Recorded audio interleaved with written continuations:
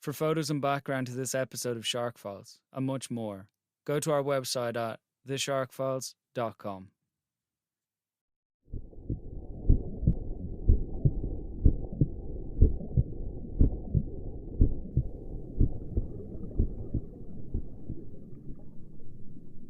The world below him glows blue-green through the dive mask. In tranquil immersion, seagrasses sway side to side. Gliding gently over, the seafloor slides by, far below the reach of dangling arms. He listens for the sound of whale song, but there's only the steady burble of snorkel breaths. Lifting, rising above the surface now, a rush of senses. Breathing cold, clear air, the chilling breeze on wet skin, threading water. Seabirds cry, sunlight dazzling, almost blinding. From behind, a sudden enormous impact crushing into the shoulder. It must be a bull sea lion, a ton of weight. What else could hit with such force? Propelled under, gasping through gushing water and flooding bubbles. Then rising again, unmasked. Blink. Blink. What is it? Turning, gazing into a round porthole, glassy black. Not a sea lion. A fish's eye. I must be dreaming. It can't be a shark. There are no sharks here.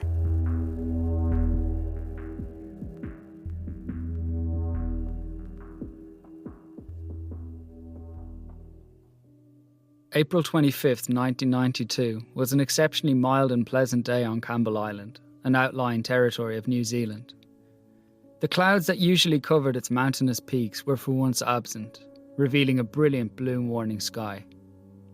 For most of the year, the sub-Antarctic island would be pounded by strong gales and near constant drizzle, averaging only an hour's sunshine a day for much of the year. Since 1958, a meteorological base had been operating at Beeman Cove, where recruits would serve a 12-month stint. Almost 700 kilometres south of New Zealand's South Island, the isolated posting was not for the faint-hearted. The harsh climate and the psychological sense of remoteness could be oppressive and lonely. But for the island's sole inhabitants in spring 1992, it was the experience of a lifetime. Mike Fraser was the team leader.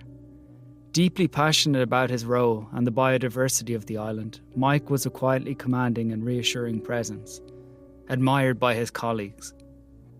His second-in-command, meteorologist Linda Dannon, worked alongside him, recording 3-hourly weather reports, taking atmospheric readings and measuring the Earth's magnetic field. They were assisted by electronic technician Robin Humphrey and mechanic Gus McAllister. Jacinda Amy made up their fifth member, sent by the Department of Conservation to study the island's rare yellow-eyed penguins and carry out a census on their numbers. Over the 5.5 months at Beeman Cove, the group had grown incredibly close, the sense of shared purpose and the distance from civilization binding them together. On that Friday morning, they decided to take advantage of the unusually gentle weather conditions, rewarding themselves with the afternoon off to go snorkeling.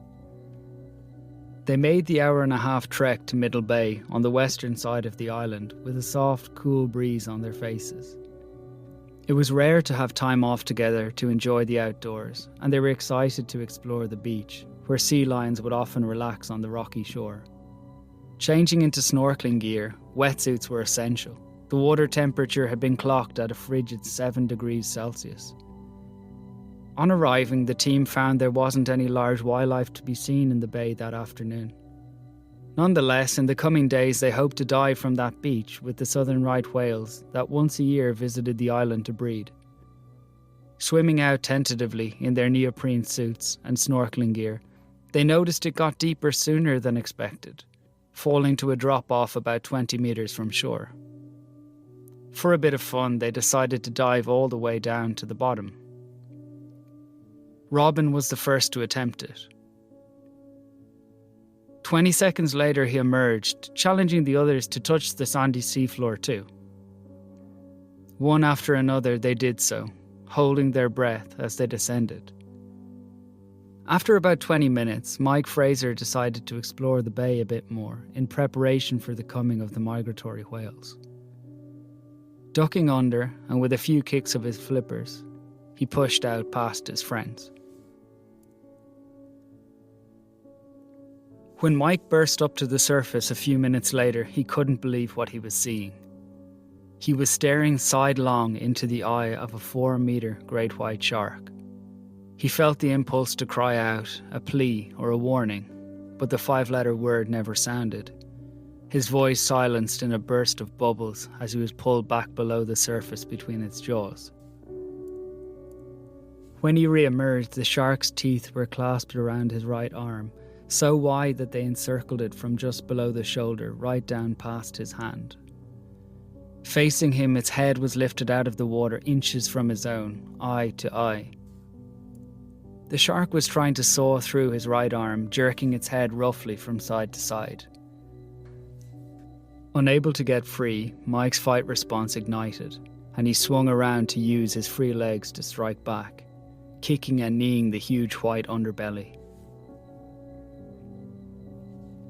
Closer to shore, the team heard a yell and looked out to see their leader thrashing around with something at the surface of the water, obscured by white spray. When for a moment the splashing died down, they glimpsed a horrible sight. Mike's not insubstantial frame outlined by the pointed nose of a huge shark that dwarfed him as it shook his body like a rag doll. Even the bravest are frightened by sudden terrors, and faced with this deathly scene, Linda, Gus and Robin instinctively turned and raced for shore, feeling there was nothing that could be done to save Mike. "I mean, you don't attempt to drag someone away from a shark," Robin Humphries recalled. In fact, one thing that differentiates human beings from most species the white shark encounters is that they occasionally, against the odds, come to the rescue of one another. Though great whites generally don't want to eat humans, it would be false to say that they never do. While they avoid hunting human beings, the fact that solo divers are more often consumed than those with buddies, or surfers or swimmers, suggests that the intervention of an exceptionally brave person may prevent an initial bite turning into something much, much worse. Jacinda Amy didn't budge, transfixed but standing her ground against the horror in front of her as her colleagues retreated. She knew it probably would have been sensible to follow, but she couldn't leave Mike to that awful fate, feeling acutely his pain and terror as he struggled and screamed. Suddenly there was silence, and Mike was left floating on the water. As he edged towards shore with slow, tired kicks, Jacinda swam out to his side. Keeping Mike afloat, she kicked in tandem with him, unaware of where the shark was, not knowing if it would come back. The other team members waved to a rocky outcrop, watching in anguish as they drifted closer and closer. With great relief, they pulled the pair onto the rocks, laying Mike on his back. He was gasping for air, and they tried not to linger on his obvious injuries as Linda attended to him. She had taken first aid courses in preparation for her role on Campbell Island, but had never dealt with anything more than cuts and scratches, and this was a whole different story. Jacinda tried to keep Mike from looking at his missing arm, but he turned to her and whispered, "I've seen it. I know it's gone." An air of stoic acceptance in his voice surprising her. He'd felt the wrench as it severed just below the elbow, and he managed to roll away. Wisely, in the moments after amputation, he deliberately eased his kicking motion in order to slow the pumping of arterial blood from the open wound. On the rocks, Robin grabbed the strap from the dive mask and made a cleverly improvised tourniquet, tying it around the stump to stem the flow. Yet the situation was looking dire. With such a serious injury to deal with, they were ill-equipped, and the remoteness of the island's location suddenly hit home. Not even a small plane could find a strip of suitable ground to land. To get off the island would take a 36-hour boat journey, and Mike just didn't have that much time. Still, they needed to at least try keep him alive as long as possible. They had to do everything they could. Gus took off running the 8-kilometre trail back to their base at Beeman Cove to radio for help. Linda also ran to a nearby supply hut and grabbed a first aid kit stored inside. Thinking ahead, she knew she'd have to replace the tourniquet with bandages soon for fear of losing even more of Mike's arm. To try preserve the severely lacerated limb, Linda made a splint for support out of a spare scuba tube. After hoisting him onto a stretcher, they began an arduous uphill journey from the bay towards the hut. In H. David Baldridge's seminal work on shark attacks, he notes how many victims of severe amputation by shark bite reported feeling no pain during the initial attack itself. A flood of endorphins can engulf the body, helping to numb the trauma. Unfortunately, as they fade away, a delayed pain sets in. As Robin, Jacinda and Linda tried to carry Mike, every bump on the uneven terrain was causing him agony, his exposed nerves sensitive to the slightest movement. After a few hundred meters, on reaching ground level, they were forced to give up. Rather than bring Mike to the shelter, they realised they'd have to bring the shelter to him. Hauling back supplies, they erected a tent around the shivering patient, gingerly pulling him into a sleeping bag and wrapping him up in as many warm coverings as they could get their hands on. Darkness was already closing in, and the temperatures were dropping towards zero. They needed to get Mike's body heat up if he were to have any chance of lasting the night. Meanwhile, Gus had reached base camp at Beeman Cove, making the journey in under 45 minutes. Panting, he dialed the emergency number. The voice on the other end of the line told him that the written emergency rescue plan for Campbell Island was a 700-kilometre helicopter lift to the nearest hospital. The protocol had surely been set down with the likelihood it would never be needed. Such a helicopter journey had never been attempted before in New Zealand, and perhaps even worldwide. On a wing and a prayer, Gus realised it was his only shot at saving Mike, and made the call. Coming off a 12-hour shift at Taupo on New Zealand's North Island, pilot John Funnell got a call telling him there'd been a shark attack off Campbell Island, and it was serious. Without hesitation, he started putting a plan for the risky mission in motion.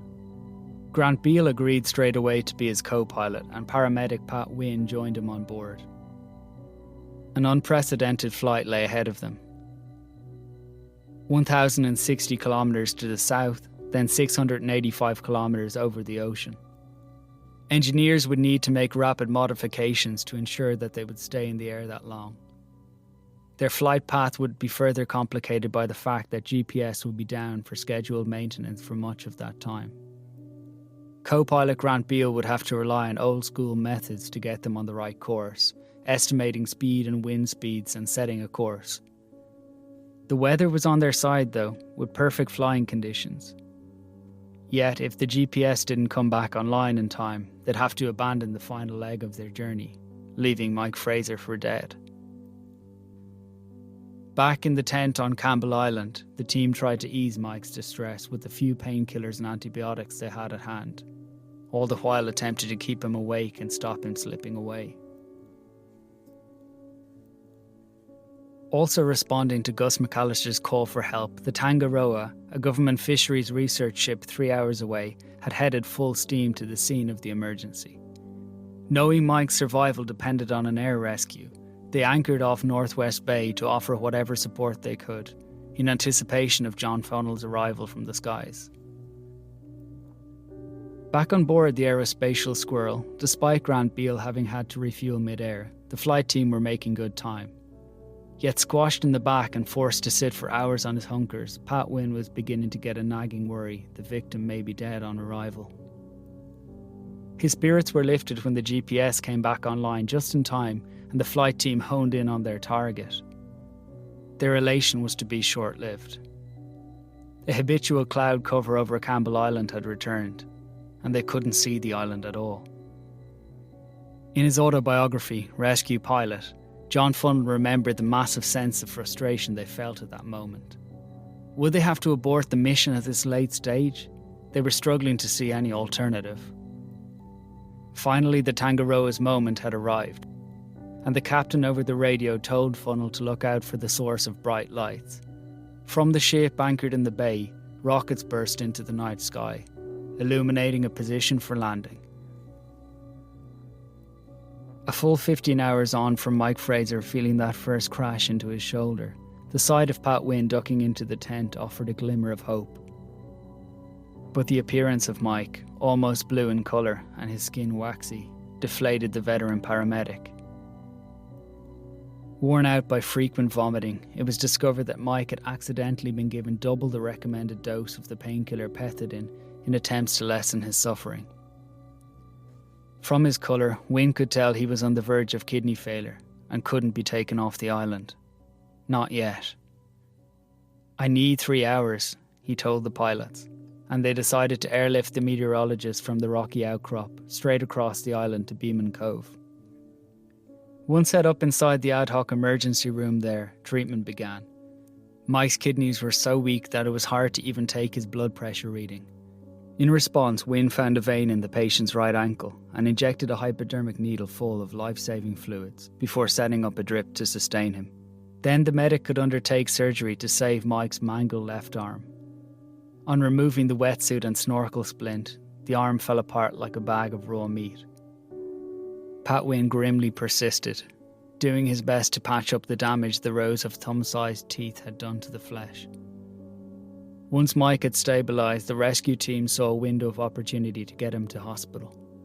Having lost half his blood, his condition was still precarious as they took off from Beeman Cove, speeding over the ocean towards Invercargill Hospital, 720 kilometres away.